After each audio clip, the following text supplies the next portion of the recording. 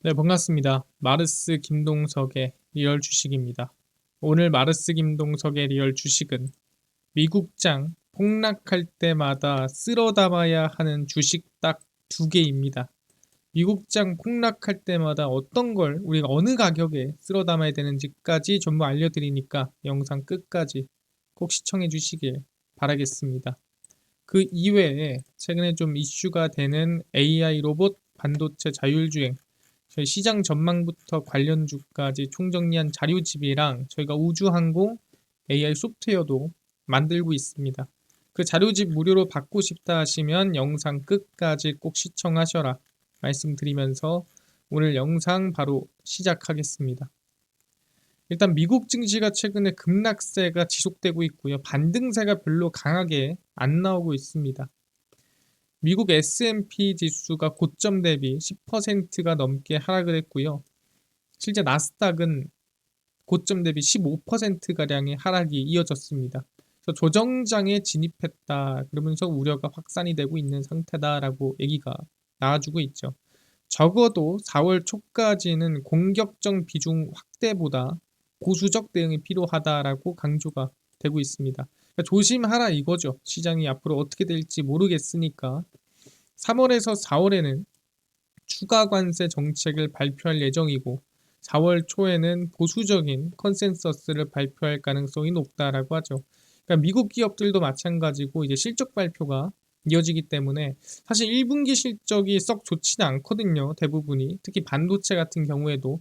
그래서 실적까지 안 좋으면 조금 위험하지 않을까라는 걱정을 하는 거죠.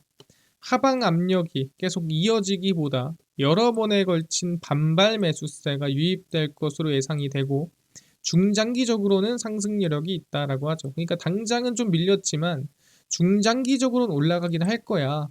근데 지금은 조금 조심해야 되지 않겠어? 뭐 이런 분위기라는 거죠. 근데 또 한편으로는 이런 얘기도 나오죠. 추가적으로 더 빠질 수도 있는 거 아니야? 글로벌 투자은행 도이치뱅크가 미국 증시의 추가 하락 가능성을 지적하며 매도세가 아직 끝나지 않았다라고 강조를 하고 있습니다.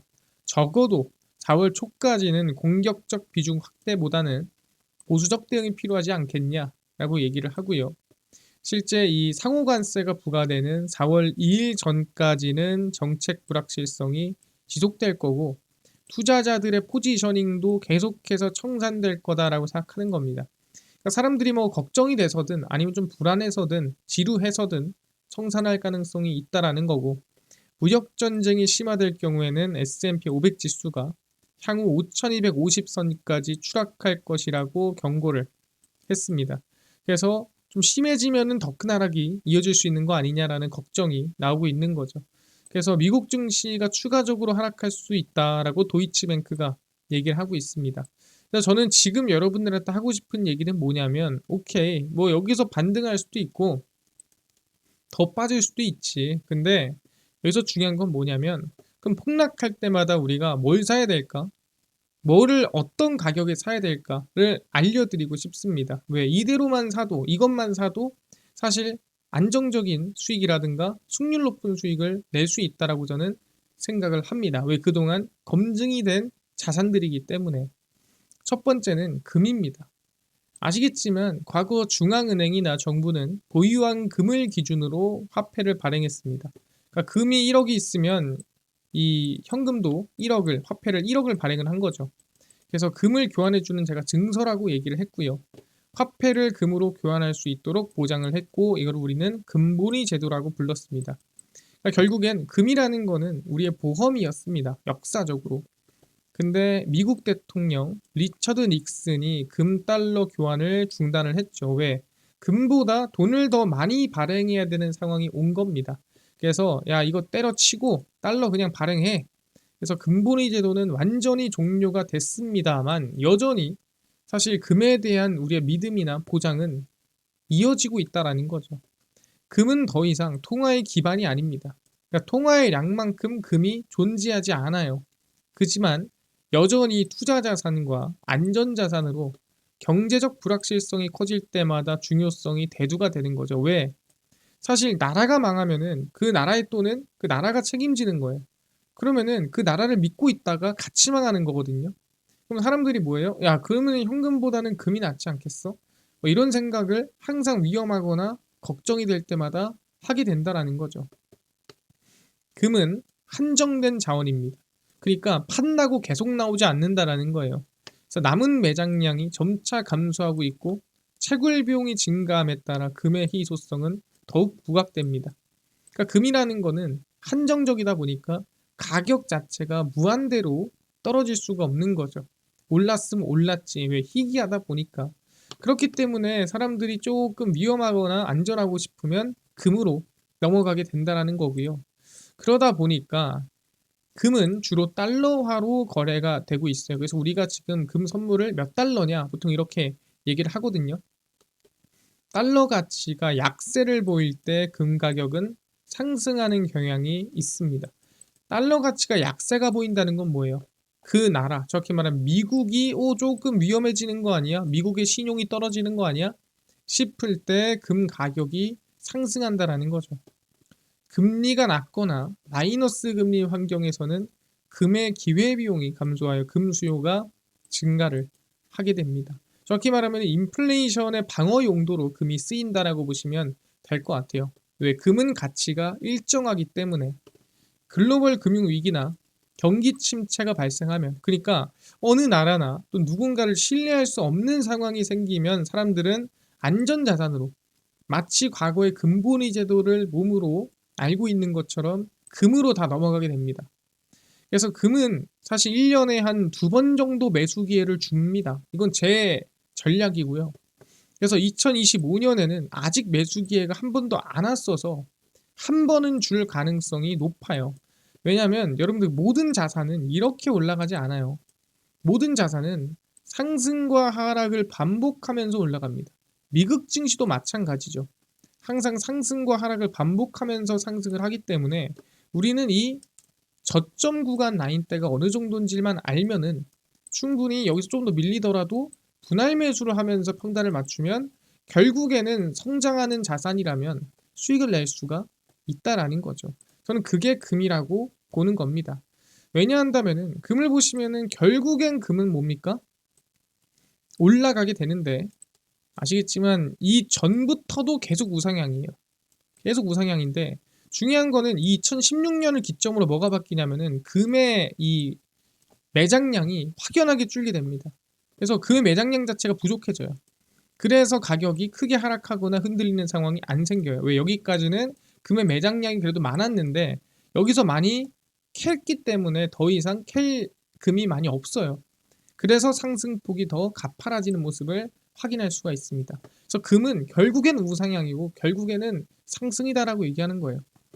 과거의 흐름이 이번에 나올 가능성은 없다라고 얘기하는 거고, 그래서 이 상승과 하락폭 안에서 저가 매수만 하면 충분한 승률이나 수익이 나올 수 있다라고 저는 생각을 합니다. 그래서 금을 매수한다고 한다면 국내 기준입니다. 132030이고요. 코덱스 골드 선물 이 환해지라고 해요. 이거는. 그래서 그냥 환해지 H 들어가 있는 상품을 사셔야 됩니다. 그래서 17,000원 이하로 내려오면은 저는 충분히 분할 매수가 가능하다. 그래서 17,000원 이하로 떨어지잖아요. 여기선 간단해요. 그냥 마이너스 10% 빠질 때마다 태우세요. 여기서 태우고 태우고 태우는데 사실 3번 이상 태우기 어려울 거다. 마이너스 10%씩 빠질 때마다 태우면 3번 태우기 힘들고요. 2번 태워도 진짜 잘 태운 겁니다.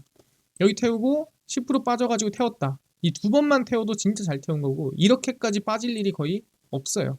그래서 그냥 17,000원 이하부터 분할 매수를 10% 빠질 때마다 하면은 안정적인, 시장이 흔들리더라도 여러분들이 미국 증시 폭락과 관계없이 수익을 낼 수 있는 자산이 만들어질 거다라고 생각합니다. 보시면 길게는 아니어도 1년에 한 번씩은 이렇게 기회를 줍니다. 한 번씩 기회를 주기 때문에 이 기회를 여러분들은 충분히 노려볼 수가 있어요. 그래서 2025년도에도 평생 안 올 것 같지만 인내를 하면은 한 번 와요. 그럼 그때 저는 비중이 좀 크게 들어갈 수 있는 거고 수익도 수익률이 크지 않거든요. 20%까지 갈 확률이 없긴 한데 그럼에도 비중이 크기 때문에 아마 큰 수익이나 안정적인 수익이 전 날 수 있다라고 생각을 하고 있습니다. 그 다음에 두 번째 상품입니다. 뭘 살까 한다면 저는 코스피 ETF를 말씀드립니다. 그 대신에 언제 살까가 중요해요. 언제 어떻게 살까 그 기준이 있거든요. 미국 증시는 일단은 역사적으로 우상향했습니다. 계속 올라갔어요. 그래서 50년, 60년 투자 경력을 보유한 위대한 월가 투자자들도 무슨 얘기를 했냐면 증시는 결국 오른다. 그래서 낙관론자만이 살아남는다는 얘기를 했습니다. 그러니까 우리가 흔히 마이클 버리 이렇게 하방에 투자해서 돈을 많이 번 사람들이 대단하다고 하잖아요. 왜 대단하다고 하냐면 항상 낙관론자만이 살아남은 시장에서 비관론자가 큰 수익을 낸 거는 정말 역사적으로 몇 번 없다라는 거예요. 그러다 보니까 대단한 거고 나머지 우리가 흔히 월가에서 잘 나갔다는 사람들은 다 낙관론자입니다. 결국엔 상승한다, 결국엔 올라간다라고 보는 사람들이고 그게 맞습니다. 왜 역사적으로 그래 왔으니까. 2008년에 과도한 비관에 매도한 사람들은 리먼 브라더스가 터졌을 때 1년간의 74% 상승세를 놓쳤다라고 하고 있죠. 그러니까 너무 많이 빠졌는데 위험한데 라고 해서 매도했던 사람들은 결국에는 반등하는 이 상승세를 놓쳤다라는 거예요. 그래서 얘기하는 게 이 하락이 결국엔 계속 이어질 거다. 이 하락이 최악으로 떨어질 거다라고 걱정하지 말라는 거죠. 결국에는 다시 회복하고 성장한다라고 하는 건데 그 흔들림을 우리가 버텨내야 된다라고 얘기를 하는 겁니다. 그래서 그 기준이 뭐냐? 미국 증시 기준으로 빅스 이게 변동성 지수입니다. 변동성이 확 커지면은 빅스 지수가 올라가거든요. 그래서 보통 지수가 급락하면은 빅스 지수가 상승합니다. 그래서 빅스가 30 이상이다. 그러면은 웬만한 증시 위기 때는 대부분 30부터 시작이었어요. 그래서 리먼 브라더스 이럴 때는 뭐 60까지도 가고 했지만 이건 정말 특별한 경우고 적어도 내가 지금 구간이 저가인가라고 확인해 보고 싶다면 적어도 30 이상이면은 매번 어느 정도의 미국 증시 저점을 형성을 했습니다. 당연히 국내 증시도 마찬가지였고요. 근데 정말 최악으로 정말 경제 위기급으로 보고 싶다. 그럼 40 이상으로 보시면 돼요.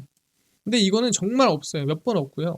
있으려면은 적어도 막 5년에서 한 뭐 10년에 한 번 올까 말까 한 상황이 40 이상입니다.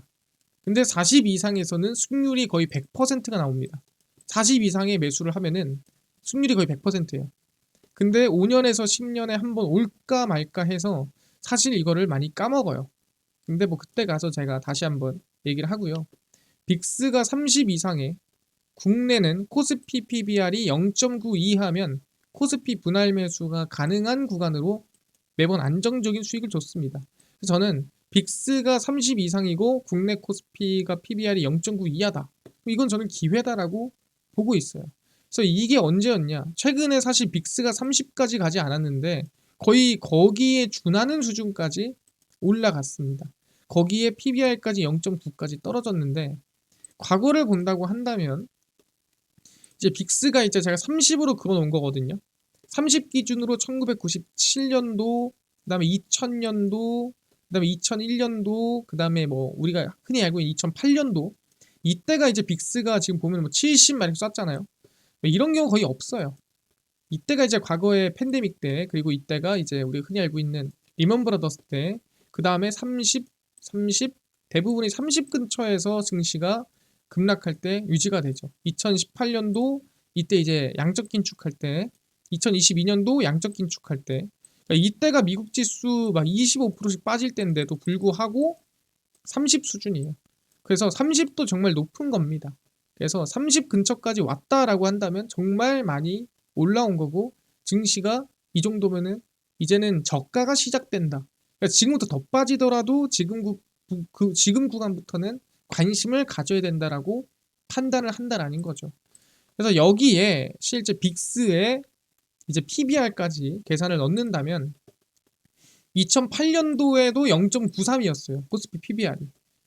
그리고 2011년도 이 신용 강등일 때도 1.2였는데 2018년 무역전쟁 할 때 0.89, 0.9 이하였죠. 2019년 급락할 때가 0.83, 그 다음에 2020년도가 0.71, 22년도 급락할 때 0.89죠. 다 0.9 밑으로 떨어집니다. 그리고 2023년도 하락할 때 0.91이었고 23년 떨어질 때가 0.83, 그다음에 2024년 8월 이때는 근데 너무 단기간에 빠져서 사실 PBR이 빠질 분위기도 없었고 0.96, 그 다음에 24년 12월에 급락할 때 0.84였고요.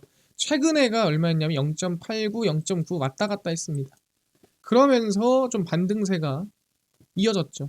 그러니까 저는 0.89 정도면 관심을 가질 만한 구간이라고 저는 생각을 하는 겁니다. 그래서 최근에 코스피 기준으로 본다고 했을 때 어느 구간입니까? 정확히 말하면 237, 350 코덱스 코스피 100 상위 100개 기준의 지수입니다. 그래서 26,000원부터가 0.89예요.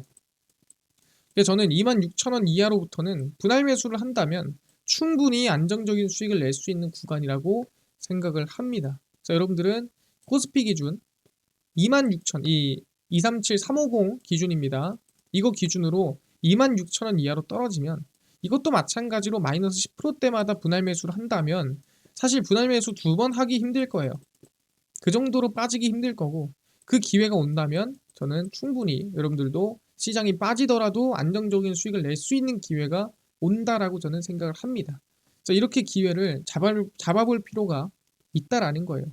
그래서 얘기하고 싶은 건 뭐냐라고 한다면 매수가랑 그 다음에 어떤 걸 사야 되는지까지 알려드렸잖아요. 시장이 크게 흔들리기 시작하면 예상을 했던 사람들도 마음이 흔들리고 매수할 생각이 들지 않게 됩니다. 와, 이 가격 오면 사야지. 아, 이 가격 오면 나는 쓸어 담아야지 하겠지만 막상 그 가격이 급격하게 오면은 사람들은 무서워하고 두려워합니다.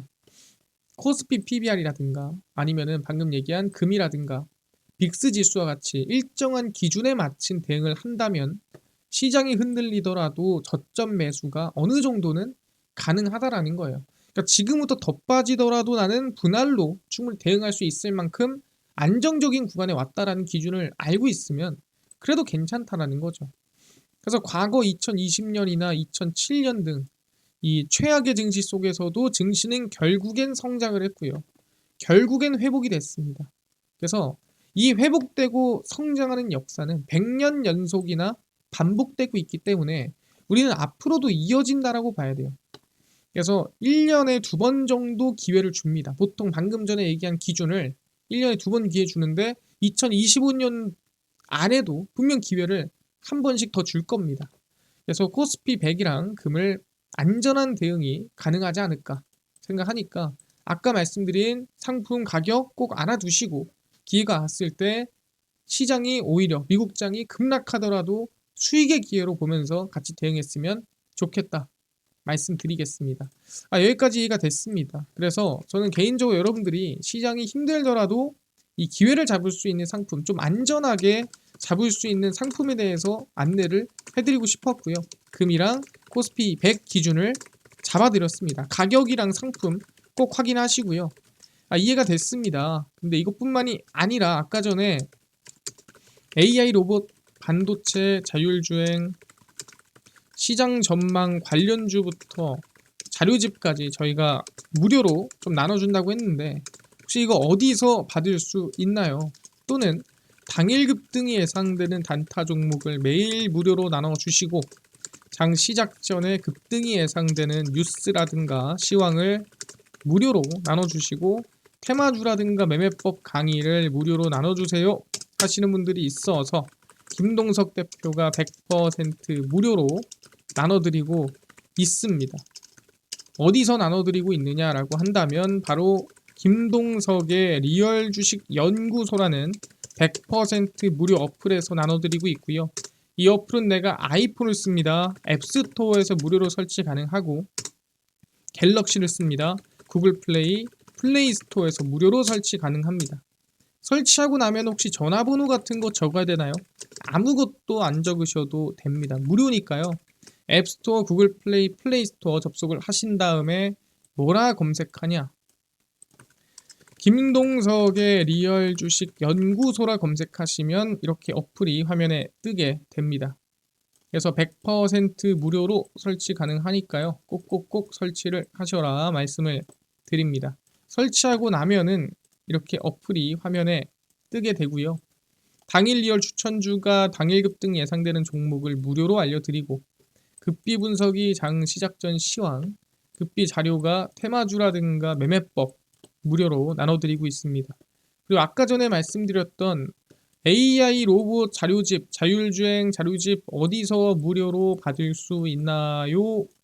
리얼 추천주 누르시고요. 들어가시면은 저희가 있죠. 트럼프 대선 일론 머스크 관련 기업 총정리 해가지고 무료로 올려놨습니다. 이거 누르고 들어가시면은 맨 밑에 저희가 테슬라 전기차 자율주행 총정리, AI 반도체 로봇 자율주행 총정리 저희가 무료로 나눠드립니다. 믿져야 본전이니까요. 꼭꼭꼭 받아가셔라 말씀드리고, 뿐만 아니라 리얼 추천주에서는 3월 18일, 17일, 14일, 13일, 10일 추천주도 무료로 매일 나눠드리고 있고, 저희 급비 분석에서는 장 시작 전 시황입니다. 해외 증시부터 국내 이슈까지 저희가 장전에 다 무료로 나눠드리고 있으니까 다른 거 볼 필요가 없고요. 급비 자료는 당일 있었던 이슈나 관련주를 장마감하고 매일 무료로 정리를 해드립니다.